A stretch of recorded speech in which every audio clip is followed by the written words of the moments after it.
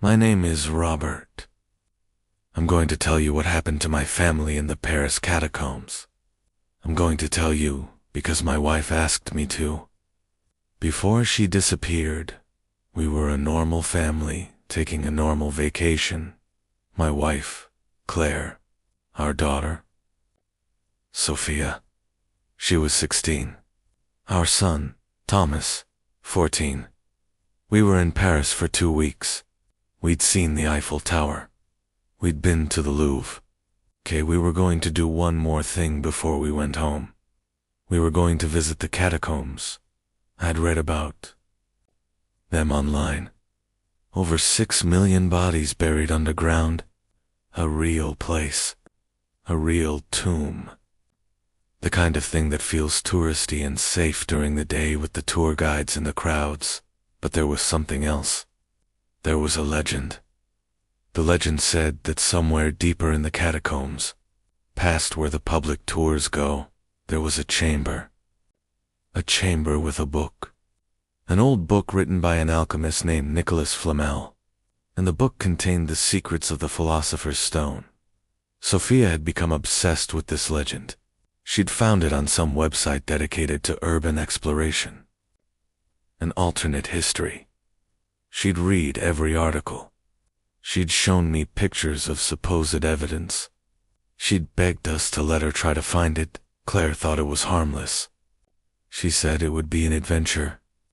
She said Sophia was smart enough to be careful. I should have said no. I should have taken them to see a show instead. But I didn't. We hired a guide. His name was Laurent. He was a young guy, maybe 30, who knew the catacombs better than most people. He did illegal tours for adventurous tourists who wanted to see more than the official route. He had equipment. He had maps. He assured us he knew what he was doing.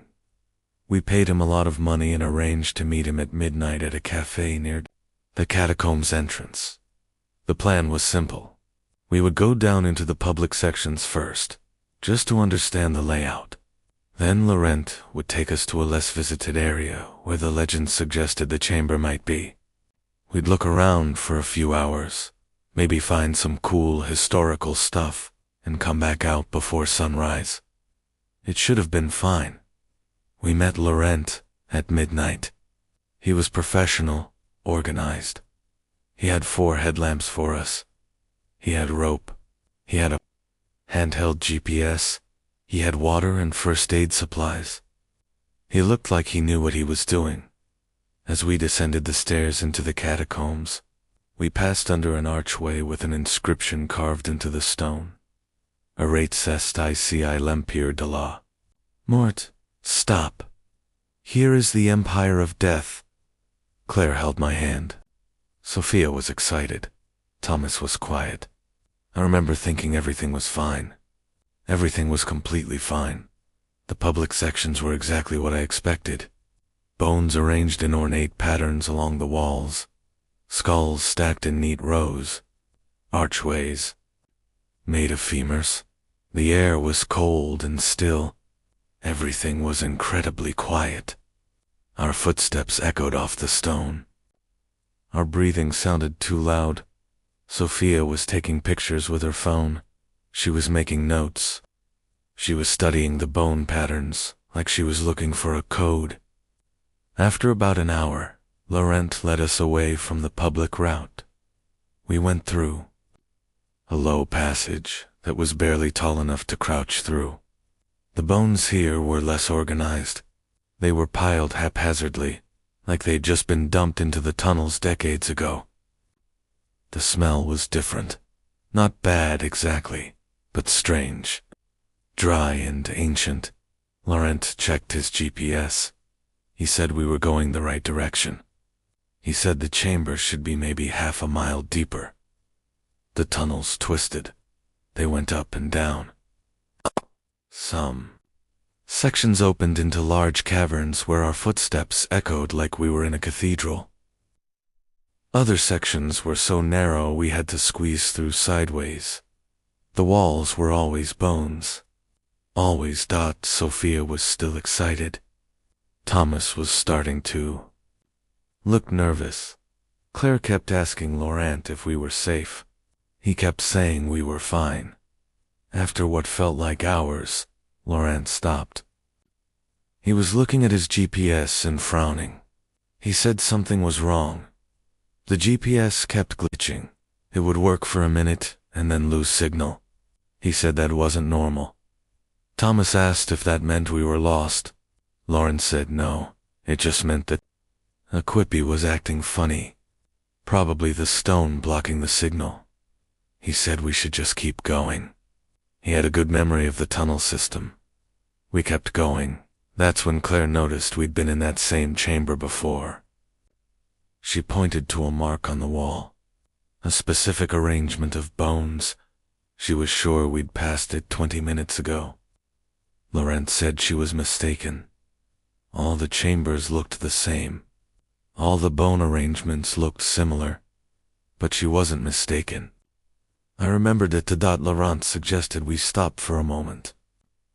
We sat down on the stone floor and drank some water. Nobody said anything. The silence was oppressive. It felt like the catacombs were listening to us. After we rested, we kept moving. But now I was paying attention. Paying close attention to these, trying to see if we were going in circles. And we were. We passed the same chamber again. I was absolutely certain of it. The same bones, the same smell, even the same air current that had made my headlamp flicker. I told Laurent. He didn't argue. He just said we must have taken a wrong turn. He pulled out his compass. He said we'd been going in a circle, but now we were oriented correctly and we'd move straight ahead. Sophia asked if this happened often. Laurent didn't answer.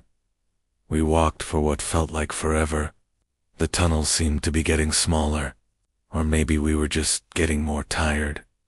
At one point, Thomas said he felt like the walls were closer than they had been. Claire told him not to be silly, but she sounded scared. And then we saw something impossible. We saw ourselves on the other side of a crack in the wall. Maybe 3 feet away, but completely inaccessible. We saw 4 figures walking through a tunnel. A man, a woman, a teenage girl, and a teenage boy. They looked exactly like us. They were walking in the same direction we were walking. They had the same equipment, the same clothes. Claire screamed. Thomas started backing away. Sophia pulled out her phone to take a picture. Laurent grabbed her arm and told her not to move. We stood there, frozen, watching these doppelgangers of ourselves walking deeper into the catacombs. Then the crack in the wall closed. Not like the stone moved. Like the space between us simply ceased to exist. One moment we could see them. The next moment there was solid bone where the opening had been, Laurent said. It was an optical illusion. Reflections. Our minds playing tricks on us in the darkness. But he said it with no conviction. He knew what we'd seen. He told us we needed to leave, he said immediately. He turned around and started walking back the way we came. We followed, but the tunnel he thought was the way back led to a dead end. A wall of bones with no passage through. We backtracked. Every tunnel we tried was either a dead end or led us to a chamber we'd already been in. Multiple times, the same chamber. Over and over again. Thomas was crying. Claire was trying to stay calm, but her hands were shaking. Sophia kept saying this wasn't possible, that it was impossible, that mazes had exits. Everything had exits. Laurent was checking his compass obsessively. He kept saying the compass wasn't working right, that something was wrong with it, that the catacombs were larger than his map showed, that we might have wandered into a section he'd never seen before. I looked at his face, and I saw fear. Real fear. This man who was supposed to be an expert in the catacombs was genuinely lost. We tried again to find our way out. We walked for hours. I know it was hours because my watch kept working even though Laurent's GPS had completely died. Hours of walking through the same tunnels, the same chambers, the same bone arrangements. Hours of the walls getting smaller and the air getting thinner. And then we heard the voice. It came from somewhere ahead of us. A woman's voice, speaking French, calling out a name. The same name over and over. Mathieu, Mathieu. Laurent. Froze. He asked the voice to identify itself. The voice didn't respond. It just kept calling the name, Mathieu, Mathieu, Mathieu. Sophia said maybe someone else was down here. Maybe we could ask them for help. Laurent said no. He said we should move away from that sound. He said we should move away immediately. But the voice was coming from all directions. We couldn't figure out which way to move. Mathieu, Mathieu, Mathieu, over and over, getting closer, getting louder. Thomas suddenly grabbed my arm and pointed. There, in a small side passage, a figure, a woman, translucent, her face contorted. In anguish, and then she was gone. Claire screamed. Sophia started running. Laurent grabbed her and tried to pull her back, but she fought him. She broke free and ran into the darkness. We chased after her, our headlamps bouncing wildly off the bones. We found her in a large chamber. She was standing perfectly still, staring at the wall. And carved into the bone wall, carved very recently, were hundreds of names. Mathieu, Mathieu, Mathieu, over and over again. The same name carved 1,000 times, and below the names, a date, 1993. 30 years ago, Thomas asked what this meant. Laurent said nothing. He was white-faced. He was staring at the names like he was seeing a ghost. Sophia asked about Nicolas Flamel. She asked if this was the chamber. If the book was here, Laurent said we needed to leave. Right now. We needed to leave. He didn't try to orient himself anymore. He just started moving. He picked a direction and he walked. We followed, all of us moving quickly, our headlamps creating shadows on the bone walls that looked like they were moving, reaching toward us, and then the passages started to change. The bones disappeared. The walls became smooth limestone. The passages opened up into spaces that felt less like ancient mines and more like something carved recently, or something that shouldn't exist at all. We emerged into a chamber that was enormous. The ceiling was so high our lights couldn't reach it. The floor was smooth stone, and in the center of the chamber was a well, a deep well with no bottom visible, just darkness extending down into impossible depths, carved into the stone. Beside the well was an inscription in Old French. Laurent read it out loud. His voice shook as he spoke. The inscription said, "Here lies the entrance. Here is the gateway. To descend is to surrender. To surrender is to understand." Sophia asked what that meant. Laurent didn't answer. He was looking at the well with an expression of absolute dread. And then Claire screamed. Sophia was gone. One moment she was standing next to me. The next moment there was just empty space where she'd been. No sound, no scream. Just ... absence. I looked toward the well, and at the edge of the well, standing in our peripheral vision, only visible when we weren't looking directly at her, was Sophia. But she looked different. She looked older. She looked sad. Claire ran toward her, but I grabbed Claire's arm. Because when I looked directly at Sophia, she wasn't there. She was only visible if I looked away from her. Thomas asked where his sister had gone. I couldn't answer him. I didn't have an answer. Laurent said, we had to leave now. Right now. Before something else happened. He started moving back toward the passages. We followed, all of us moving quickly. Too quickly as we were leaving, I looked back one more time, and this time I saw her completely. Not in my peripheral vision. Sophia, standing at the edge of the well. And she was smiling. She waved at me. Then she was gone. We ran through the tunnels.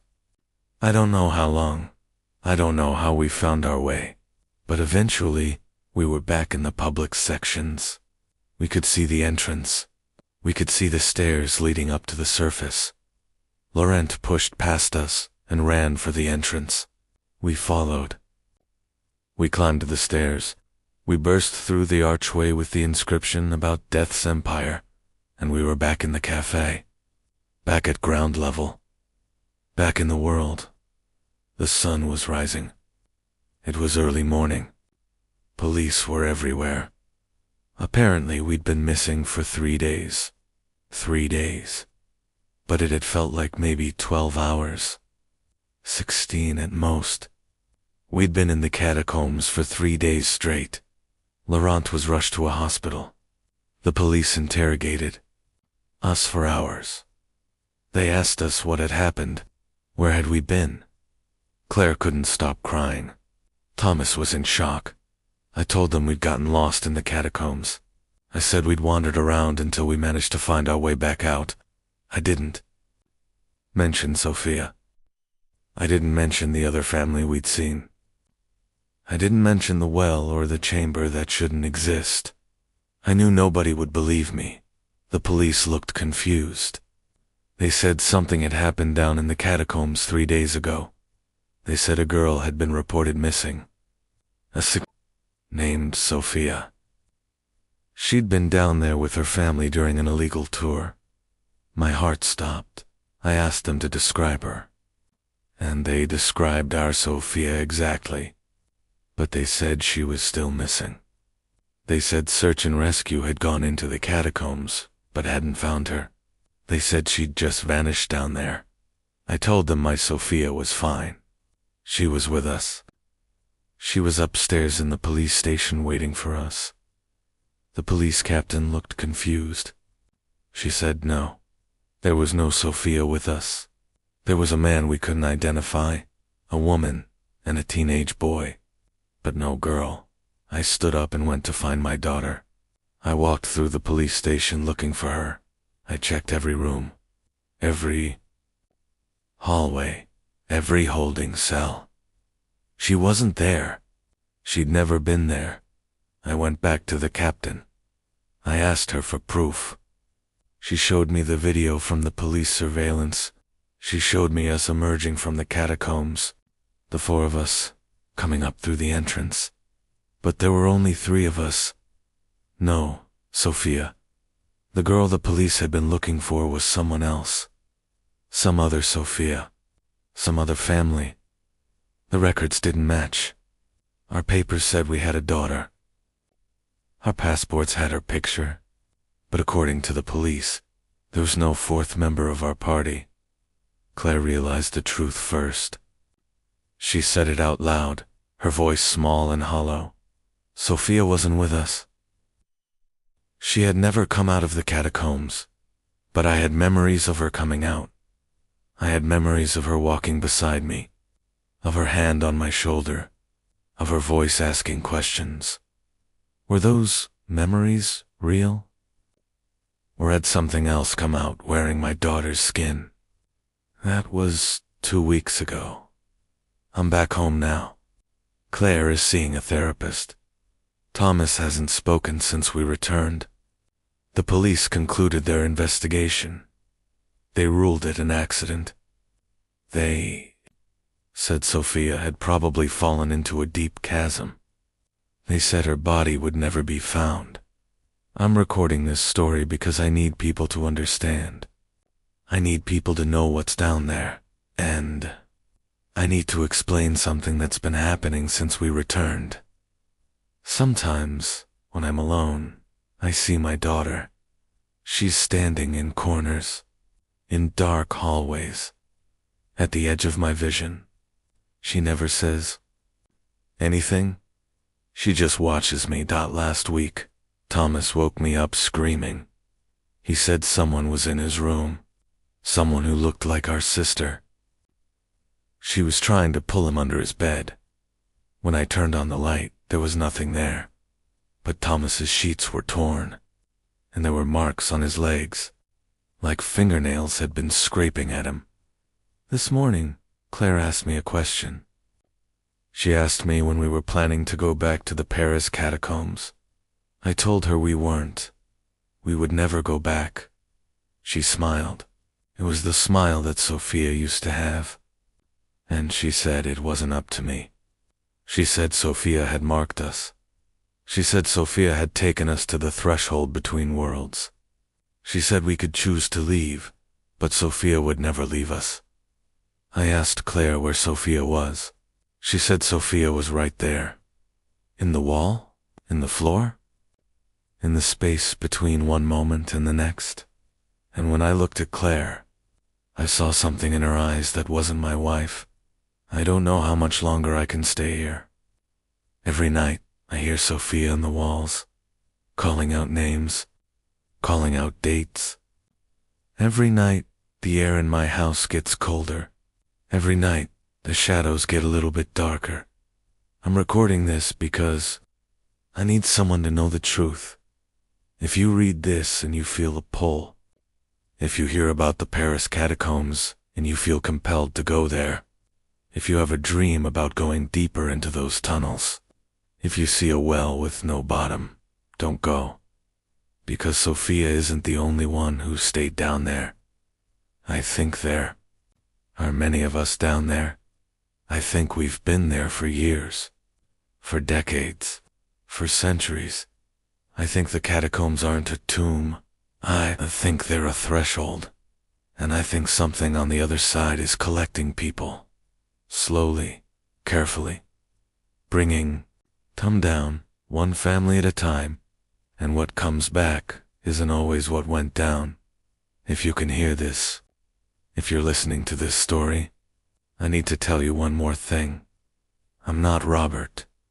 I'm not the father who came back from the catacombs. I'm what came back. And I want you to understand something.